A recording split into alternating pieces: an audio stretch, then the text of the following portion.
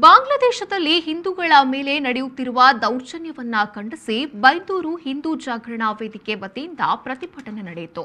ಇನ್ನು ಹಿಂದೂಗಳಿಗೆ ತಕ್ಷಣವೇ ರಕ್ಷಣೆ ನೀಡಲು ಬಾಂಗ್ಲಾದೇಶದ ಮೇಲೆ ಒತ್ತಡ ಹೇರುವಂತೆ ಕೇಂದ್ರ ಗೃಹ ಸಚಿವರಿಗೆ ಬೈಂದೂರು ತಹಸೀಲ್ದಾರ್ ಶೋಭಾಲಕ್ಷ್ಮಿಯವರ ಮೂಲಕ ಬೈಂದೂರು ಹಿಂದೂ ಜಾಗರಣಾ ವೇದಿಕೆ ವತಿಯಿಂದ ಮನವಿಯನ್ನ ಸಲ್ಲಿಸಲಾಯಿತು.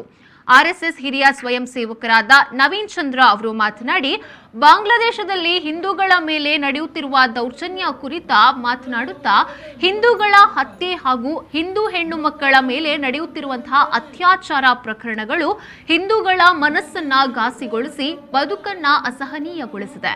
ಭಾರತ ಸರ್ಕಾರ ಬಾಂಗ್ಲಾದೇಶದಲ್ಲಿರುವ ಹಿಂದೂಗಳ ವಿರುದ್ಧ ನಡೆಯುತ್ತಿರುವಂತಹ ಒಂದು ಹಿಂಸೆ, ದೌರ್ಜನ್ಯ ಹಾಗೂ ಅತ್ಯಾಚಾರ ನಿಲ್ಲಿಸಲು ಕಠಿಣ ಕ್ರಮ ಕೈಗೊಳ್ಳುವಂತೆ ಅಲ್ಲಿನ ಸರ್ಕಾರದ ಮೇಲೆ ಒತ್ತಡ ಹೇರಬೇಕು ಹಾಗೂ ಒಂದು ನಿಯೋಗವನ್ನ ಕಳುಹಿಸಿ ಅಧ್ಯಯನ ಮಾಡಿ ಪರಿಹಾರ ಒದಗಿಸಬೇಕೆಂದು ಹೇಳಿದರು.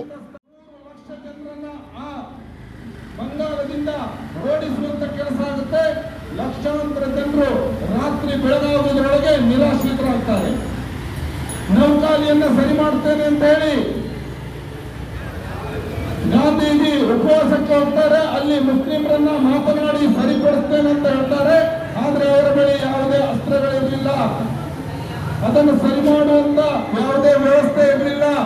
ಆಗ ಗಾಂಧೀಜಿ ಅಲ್ಲಿನ ಹಿಂದೂಗಳಿಗೆ ಕರೆ ಕೊಡ್ತಾರೆ, ನಿಮ್ಮ ಪ್ರಾಣ ಮಾನವನ್ನ ಉಳಿಸ್ಕೊಳ್ಬೇಕಾದ್ರೆ ನೀವು ಸುರಕ್ಷಿತ ಸ್ಥಾನವನ್ನ ಹುಡುಕಿಕೊಂಡು ಹೋಗಿ.